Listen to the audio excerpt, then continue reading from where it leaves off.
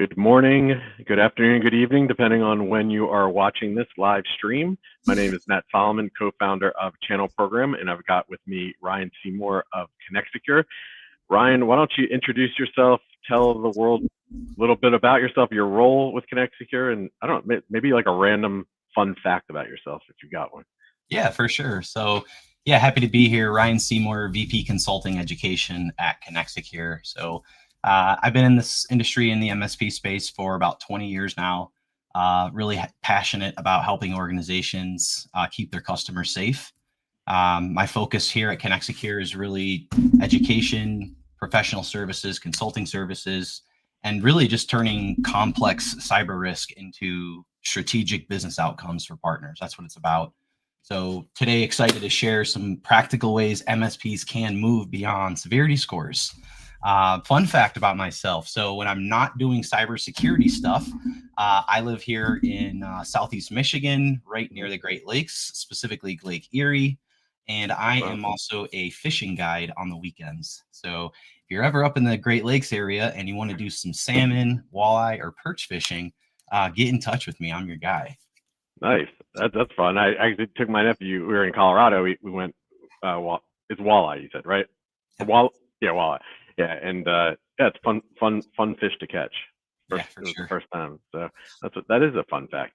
All right, well, we're gonna jump in. So a lot of MSPs, when it comes to like severity scores, they prioritize based on that. And so why should MSPs? I know this is one of the talking points you guys have is why should MSPs move away from prioritizing remediating vulnerabilities based on severity scores? Because it's probably the most common thing you see people talk about.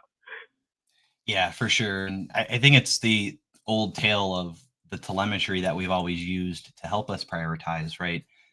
We've always used a method of priority 1, 2, 3, 4, critical, high, medium, low. We always levitate towards that because it's easy to understand, right? It's super easy to translate and it kind of takes the guessing out. But I say severity scores are kind of like weather. They're like a weather alert. They tell you that there is a storm there, but it doesn't tell you if it's actually going to affect you, if it's going to affect your region. So you got to kind of take those scores in some context. And to me, it's about business risk, not the severity, but how does the vulnerability impact the business? And when you look at it from that lens to a customer, things that impact the business are much more important than a CVE score or some technical jargon that most of our customers don't even understand and don't care about. So to me, when we prioritize vulnerability data or really any risk-based data that we're using, you want to look at the business impact first and foremost. I think that is the best way to drive value to your customer and not glaze their eyes over when we start talking about CVEs and exploitability and all these big large technical terms. So Yeah. Business impact, I think that's the easy answer. A lot of ways to do it, but I think that is it. And really it's a proven technique. If you look at some of the best MSPs out there that do risk assessments really well, that are in compliance, that really have a stranglehold on those cyber services, you'll see that they generally have a 2-lens prioritization technique where they'll always use the CVSS scoring and that telemetry from our threat intelligence that's out there, but they'll also first and foremost use their customers' business impact to then prioritize what we're gonna fix. So I think that is that's the golden egg. There is business impact before severity. Yeah. And I think, I think I use a different word for it. You said business impact. I've been saying business outcomes. It's all the same thing. And it's good hearing you because I keep telling people when I'm on stage, business outcomes to me is like the theme of 2025. And I say that, but it's good to hear that in fact, other people are saying it because I believe that's a really common thread that's being talked about. And so how can MSPs build a shared remediation strategy with their clients that ultimately does position them as the trusted advisor rather than a service provider, which I think plays right into business outcomes and business impact. Yeah, I agree. I love that theme too. I definitely agree with that. I hope that's a theme that we see continued into 26, getting away from the technical vulnerabilities and get into business outcomes. Every remediation, every patch every fix that we propose, every mitigation is an opportunity to tie a business outcome to the remediation. And that's what good MSPs do, right? They tie those remediations to the business outcome, meaning how does this patch impact revenue positively? How does this patch impact compliance positively? How is this patch protecting customer trust and reputation? Those are things that customers usually care about. They don't care about, I installed 47 Windows updates and we got rid of 26 critical and high severity CVEs. That doesn't mean Mm-hmm. so. With that said, I think you know, aligning it to your customers, you gotta bring them in the conversation. I think first and foremost. So when you build a remediation strategy, if you do it by yourself, your customer is not part of the alignment. It's not authorized by them. And when we think about business risk and vulnerability data, it's not the MSPs, it's the customers, it's their stuff. And Mm-hmm. it's our job to make them care about it. Yep. The only way they're ever going to care about it is when we be that interpreter that says, these are how these things are actually impacting your business, your operations, your customer service, your revenue, as opposed to all the technical jargon that we're usually really good at identifying with. So I think a great strategy is invite your customer into the remediation strategy, um, so that you can properly prioritize what's important to the customer. I know it's important to the MSP. Mm-hmm. If we're looking from our side, we know it's important to us, but we want to bring our customers into that decision making, because then again, it's they see that when we present our reports, when we do those quarterly business reviews, when we're having these discussions, they're part of those decisions. So I think you have to authorize those with your customer, and you need to align those with your customers with their business outcomes. What are their business goals, and tie yours to those. And then I think the remediation starts to work hand in hand from on both sides. Yeah, I think it's really important to like put yourself in the shoes of somebody who's not a technical owner, right? Because most of the customers of MSPs are not technical, and kind of the three areas that they care most about are, saving money, making their life easier, and keeping them from getting burned, which really plays into a lot of the stuff that you all are doing. Is that you don't want them to get burned by cybersecurity incidents and things like that. So yeah, I think oftentimes it's hard. You're as a technical owner that a lot of MSPs are, is they they think people understand this language and they don't. And so you have to kind of really Mm. cut through that. So, and I don't know if you've answered this question. I think it plays into everything we're talking about. But how should MSPs account for chain vulnerabilities when prioritizing remediation based on business impact versus the severity scores? Yeah. So again, one of the reasons that kind of tie back to that first point of you shouldn't just let severity be the single driver for prioritization.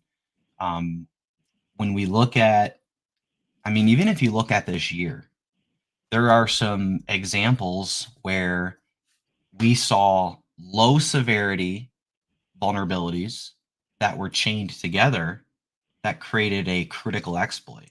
Hmm.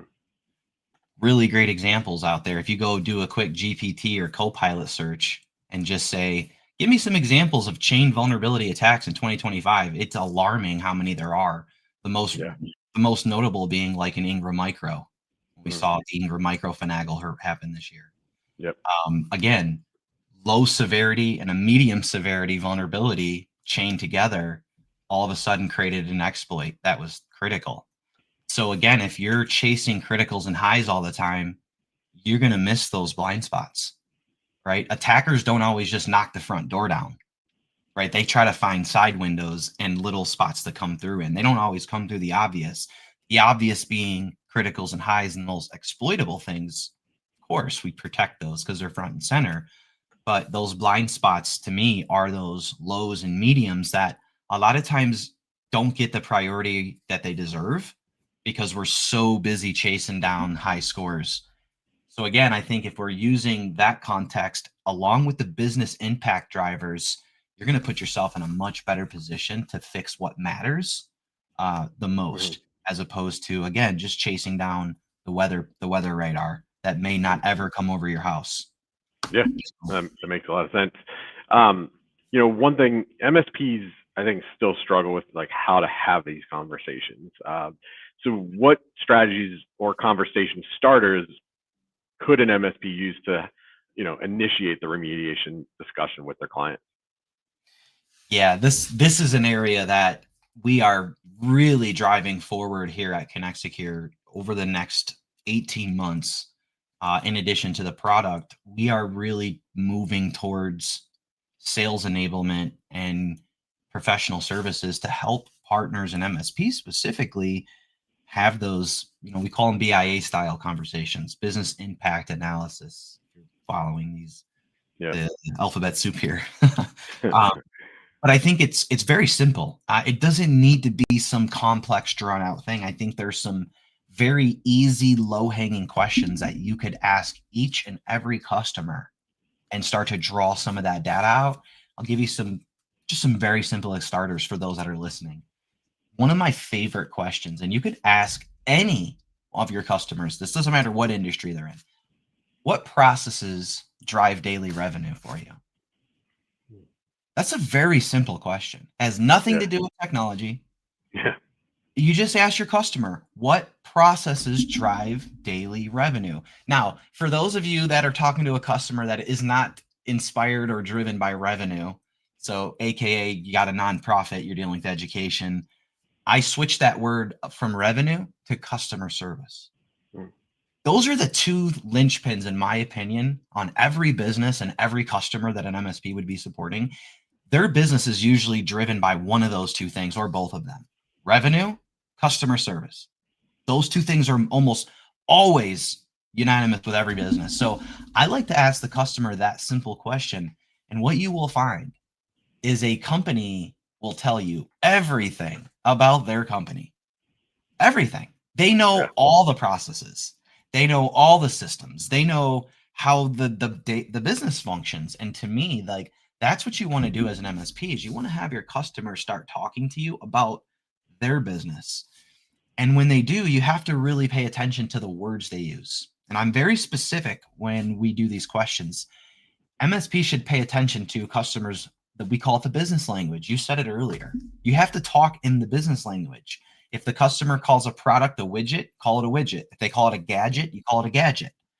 If they refer to their systems as workstations or like call them what they call them. So when you're speaking to them in those reviews and you're presenting these reports back, I'm tying all this stuff back to those business language drivers. I'm Yeah. tying it back to those processes. I like to call them critical business functions. Critical business functions. Every business has them. And if the MSP starts the conversation there, you will create a trusted advisor relationship immediately because you're not talking to your customer about tech anymore. I know tech. I know servers and firewalls and networks and IPs. I don't have to ask you about that stuff. Yeah. It's like the doctor doesn't need to ask you questions about the inside, how your body works and how your organs are supposed to function. They know already. What Yeah. they don't know, what you don't know, is how you're feeling.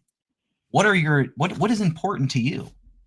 So again, as an MSP, we got to get out of the technical stuff. We got to extend ourselves as an extension of the business and ask the questions about what processes drive business, what systems can you not live without. I think I know what they are: your firewall and your file server. But there's these other systems usually in these businesses that the customers, they will tell you like, hey, I have this machine that, John uses every single day. It's got all of our customers' data on it, and we process orders from that thing. Well, Yeah. to an RMM, to an MSP, that just looks like a workstation.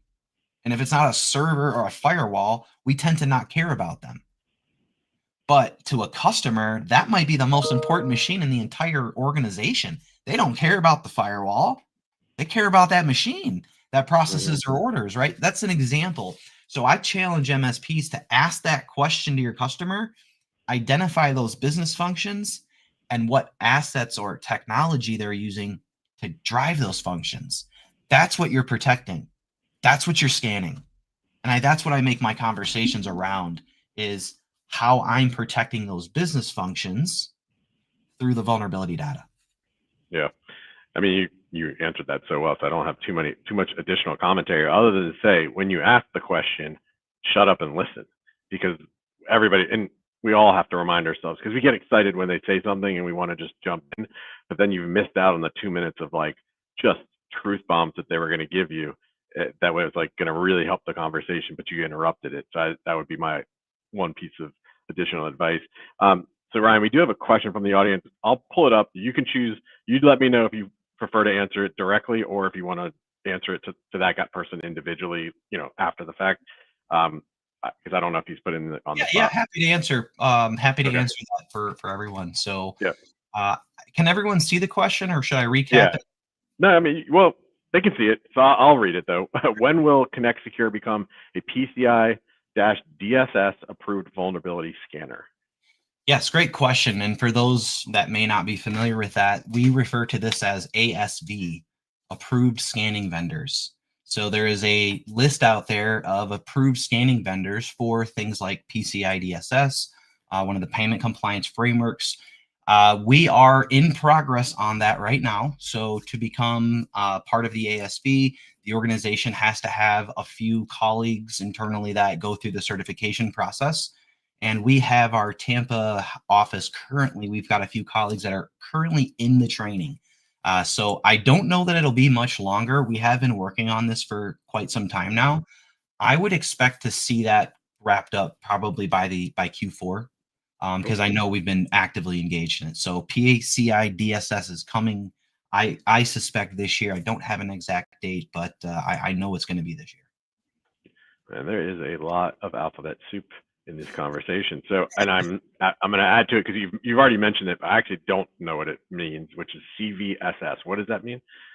Yeah, so CVSS is the Common Vulnerability Scoring System. So Okay. the NIST puts out NIST, the public body, puts out the NVD program, which is the National Vulnerability Database. The National Vulnerability Database is the threat intelligence that Connect Secure is primarily using to source the CVEs, or the vulnerabilities that we find. So the CVSS score is the scoring system that the NVD uses on a CVE. So it's a catalog system that says, here's the exploit, here's all the technical, here's all the operating systems it affects, here's how to mitigate, remediate, etc. And that is all cataloged, and the CVSS score tells us how bad is that how bad is the vulnerability, and it goes from a score of like a 1 to a 9.9 or a 10, 10 being bad, 1 being good. Well, I think actually this illustrates a really good point. So your audience right now is MSPs, so you're speaking their language. I'm, me and you, I talked before. I'm not technical. It's not to say I have no idea what you just said, but you said a lot of like terminology things, and that's where you lose a business owner, though, right? If you're not able to show it, again, you're speaking to an MSP, so it's very different right now. But this is again what I think it's so important to make sure that we're articulating it in the terms that an MSP or a customer of an MSP can understand. Let's see. You're spot on with that. I want to just say again, that is why, as an MSP, it really depends on who you're talking to, right? Yeah. MSPs have a very wide breadth of customers, and sometimes they are talking to a CTO or a technical director or somebody that is technical. Sure. You can get away with that stuff. Yeah. But if you're talking to executives, like, they don't fund technical jargon. They fund outcomes. They write checks when there's outcomes. When you talk about risk reduce, value protection, compliance penalties prevented, downtime being avoided, that is what executives fund. They don't want to talk about CVE, CVSS, NVD, PCI. Right? You lost me a few of those ago. Yeah, so, exactly. Yeah, can't say that enough. Yeah, Ian did have a follow-up. Can that be used for Cyber Essentials Plus when approved for PCI DSS? So Connect Secure currently today does support Cyber Essentials. We are working towards upgrading that to Cyber Essentials Plus as we complete a couple of those other pieces. So I would expect to see that happen as we enhance this. We have every intention of moving towards Cyber Essentials Plus. Cool. All right, so I'll get you out. Well, I might throw out one last question, but last question related to the tool. How can MSPs effectively demonstrate the value of remediation efforts to clients beyond the metrics that we talked about, the CVSS scores? Yeah, so I think again, to do that, really the only way you're going to do that, right? It's very simple. You either understand your customer's business functions and processes that drive their business, Mhm. and you correlate those vulnerabilities to those functions. Again, you need to talk about the metrics that are reducing downtime, avoiding compliance penalties, keeping them compliant for cybersecurity insurance policies, keeping them in compliant for regulation in the industry they're in. And even if the customers, that do not have compliance regulations, I don't have to do that. Mhm. Again, I'm still going to drive my results towards their business functions and outcomes. So again, I go back to the easy. Just take this one simple question and try it on a customer. Yep. Hey, customer, tell me what processes drive your business forward. And like you said, you got to listen and you take notes. And again, that is your map to connect the dots together. That's how you connect the dots together. Because if you don't get that information, all you have is technical information. You'll never correlate it the right way. So I think it's just always got to start with a business impact discussion with the customer, which can be as simple as a couple questions to get them talking about their business. You'll find customers love to just talk about their business too. If you get Yeah. someone talking about their business, they love to tell you everything about it. I mean, they know everything about Mhm. it. If you ask them about their servers and their firewalls and stuff, they don't have much to say. Yeah. So use that to your advantage and extract and infiltrate that information with some simple questions. Yeah. Absolutely. All right, so I'll get you out on this before the live stream. We were talking about an event you all were putting on. I know you're sold out for this one, but I think there's going to be another one in early 2026. You want to tell the folks about that? Yeah. So this year, actually next month, we're getting ready to participate and sponsor and help launch the inaugural Cyber Bay event. So cyberbay.org has the details. It is going to be the inaugural event in Tampa Bay this year in October, where we are bringing together all walks of the industries coming from the military, the federal, the state level, the municipalities, all the way down to the SMBs, the small to mid-sized businesses and MSPs that support all of our nation state here. We are putting together a cyber conference that is about dubbing Tampa Bay as Cyber Bay. We want to establish Tampa Bay, which is our backyard, as the cyber capital of the world, really. We want to become the Silicon Valley of cyber in Tampa Bay. And we believe Tampa is positioned very well to do that, considering all the resources we have available in the Tampa Bay area, starting with the military, CENTCOM and SOCOM, which is the Central Command, and the Special Operations Command, which is where all the cyber for the entire United States military is ran from, right out of MacDill Air Force Base, right out of Tampa Bay. So we're poised there really well with the military. We have the USF, University of South Florida College, the Bellini College of Artificial Intelligence, AI, and Computing has just launched. So again, we now have the academia in place to really start to train and close the talent gap that we see in the cybersecurity space. There's 1 million jobs open right now or more. So we want to start helping close those gaps by providing the skills. And we have some really amazing cyber companies up and coming in Tampa Bay, Connect Secure obviously being one of them, but there are several other, billion-dollar businesses in Tampa Bay that are dedicated to cyber. So we want to see this as a movement to really, the goal is to make cybersecurity ubiquitous everywhere. Yeah. And the question is, why is it not already?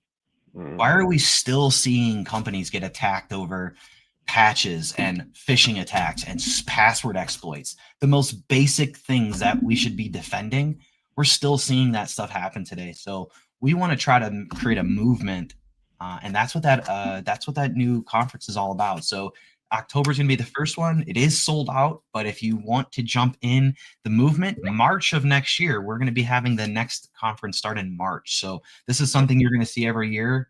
Connect Secure is going to be kind of front and center as a sponsor for this. And the goal is, again, man, we want to make cybersecurity ubiquitous and affordable for everybody. It doesn't need to be enterprise only. It needs to be available for everyone. Yep. And outside of that, in terms of where MSPs could see you on the road, it sounds like you're doing some of the Huntress road shows. I assume you guys will be at IT Nation. Is that a fair assumption?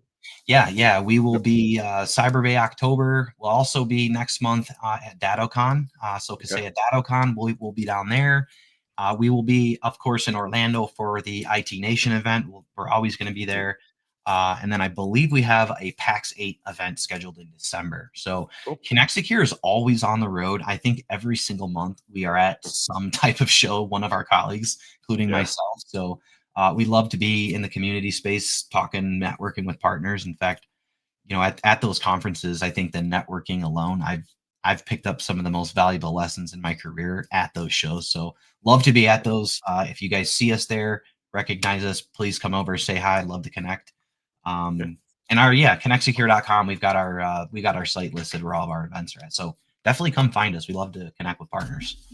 Yep, definitely. And you can also check out Connect Secure on Channel Program. They've got a number of reviews that are being given by their customers, and the customers do have to put their name on it. So it's not like Reddit, legitimate feedback. Ryan, thank you so much for jumping on today. I certainly learned a lot. I told you, this was a little bit of a newer space for me in terms of certainly the terminologies, I'd say for sure. But I think you had a really valuable insights, and it's very clear you know exactly what you're talking about when it comes to this stuff. So hopefully, some MSPs are listening, and we'll reach out to you. No, appreciate it. Hey, we're always happy to jump on with you guys. Big advocate for Channel Program too. You guys do some incredible work in the community, and it does take the whole community to do what we're trying to do. So always happy to be one of the voices.